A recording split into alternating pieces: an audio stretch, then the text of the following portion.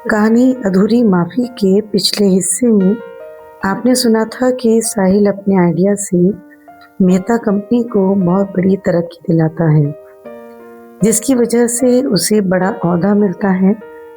लेकिन वह वहाँ बड़े ओहदे के लिए नहीं, बल्कि कुछ और ही सपना लेकर आया था। आज की कहानी के इस हिस्से में सुनते हैं कि क्या था वह सपना और साहिल को उसकी क्या कीमत चुकानी पड़ी थी। उसकी वजह से 6 महीने के लगभग वो उत्पाद तरक्की की सीमा पार कर गया और मिस्टर मेहता ने खुश होकर साहिल को अपनी कंपनी में बहुत बड़ा ओहदा दे दिया। लेकिन साहिल वहाँ कोई डिपार्टमेंट हेड या बड़े ओहदे के लिए नहीं, बल्कि इस कंपनी का मालिक बनने का सपना लेकर आया था। वो अच्छी तरह जानता था कि मिस्टर मेहता के आगे पीछे कोई नहीं है, वो अकेले हैं। धीरे धीरे उसने मिस्टर मेहता के दिलो दिमाग पर काबू करना शुरू करा और बहुत ही जल्दी ऊंचाइयां चढ़ने लगा। ऑफिस तो क्या, उसके खुद के घर में भी सबको उसकी चालाकी समझ में आ रही थी। लेकिन ना जाने मिस्टर मेहता पर क्या जादू कर रखा था। वो कुछ न सुनना चाहते थे, न समझना चाहते थे। साहिल की लालच की हद तब पार हुई जब उसने चालाकी से मिस्टर मेहता के कुछ कागजों पर दस्तखत ले लिए। उन कागजों में साफ साफ लिखा था कि मिस्टर मेहता अपना ओहदा और पैसा साहिल के नाम पर कर रहे हैं। लेकिन अपने अंधविश्वास के चलते उन्होंने उन कागजों को पढ़ना जरूरी नहीं समझा। साहिल अच्छी तरह ये भी जानता था कि मिस्टर मेहता दिल के मरीज हैं। ये बात साहिल के पिता की नज़र में ना जाने कैसे आ जाती है और वो उसको बहुत साफ शब्दों में धमका देते हैं। या तो तू मिस्टर मेहता के दस्तखत करे हुए कागज जला दे, नहीं तो मैं तेरे लिए मर गया। तो ये समझ ले साहिल। पैसे और रुतबे का नशा इतना था कि साहिल जैसे कानों से ही नहीं, दिमाग से भी बहरा हो गया था। उसने अपने पिता को कोई जवाब नहीं दिया और हमेशा के लिए घर छोड़कर चला गया।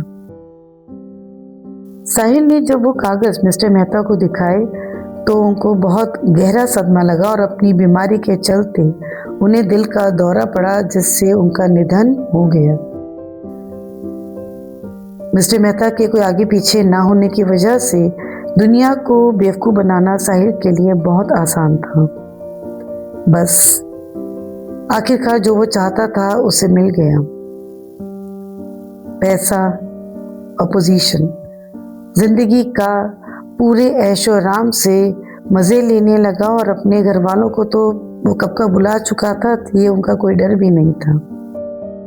पिता की मौत की खबर भी उसके करोड़ों के बिजनेस के आगे बेमानी थी। ना वह उनके अंतिम दर्शन के लिए गया और ना ही संस्कार के लिए। दीदी को और माँ को इतना धक्का लगा कि बाद में दीदी की शादी के लिए भी उन्होंने साहिल को कोई खबर नहीं करी। साहिल को कहीं से जरूर पता लग गया था, लेकिन अपने घमंड के चलते उसे कोई फर्क नहीं पड़ा। वो शादी में तो गया ही नहीं, बल्कि उसने दीदी को फोन भी नहीं करा। कहते हैं ना, पैसा हर सुख सामान तो दे सकता है, लेकिन सुकून और अपनों का सच्चा प्यार वो नहीं दे सकता। रोज वही लोग, वही बिजनेस डील, बड़ी बड़ी बातें। साहिल के पास अलग कहने को और करने को कुछ नहीं था। उसने कभी शादी भी नहीं की थी, क्योंकि वो उसको बंधन समझता था। उम्र के उस बीच के पड़ाव में आज वो पूरे तरीके से बिल्कुल अकेला था। धीरे धीरे ये अकेलापन उसको खाने लगा। बाहर वाला कोई उससे अपना समझता नहीं था और जो उसके अपने थे उनको तो वह कब का खो चुका था। आज सुबह जब उसने बेचैन होकर दीदी को फोन किया था माँ से बात करने के लिए, तो दीदी ने फोन उठाया था और उसने बहुत रूखे शब्दों में बता दिया था कि 2 दिन पहले उनकी माँ का स्वर्गवास हो गया था। खबर सुन के साहिल बहुत चक्का रह गया था। माफी मांगने का एक आखिरी मौका था जो आज भी हमेशा के लिए उसने खो दिया। सोफे पर पड़े पड़े दीदी के वो शब्द कि उसकी जिंदगी भर के लिए उसकी माफ़ी अधूरी है, वो शब्द उसके कान में गूंजते रहे। ये सब सोचते सोचते जब वो अपनी सोच से बाहर आया, उसने एक बार फिर दीदी को फ़ोन मिलाया माफ़ी मांगने के लिए। दीदी ने फ़ोन उठाया और बस इतना कहा, जितनी माफ़ी तुझे माननी चाहिए थी वो तो कब के चले गए, और रही बात मेरी, तो मेरे लिए तो तू हमेशा छोटा मेरा प्यारा गुड्डू भैया रहेगा। मिस्टर साहिल कौन है मैं उसको नहीं जानती। जब भी मेरे छोटे गुड्डू भाई का मन मुझसे मिलने का करे वो कभी भी आ सकता है, साहिल नहीं।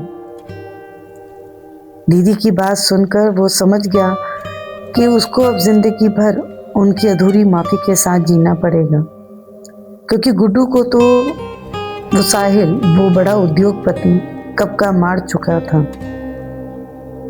फोन रखते रखते साहिल के दिमाग में बस एक ही ख्याल आ रहा था, बहुत रफ्तार में दौड़ता चला आया हूँ, पीछे कई गलतियाँ छोड़ आया हूँ। सूखी आंखें काली रातें, रोते दिलों में कई अरमान तोड़ आया हूँ, पीछे कई गलतियाँ छोड़ आया हूँ।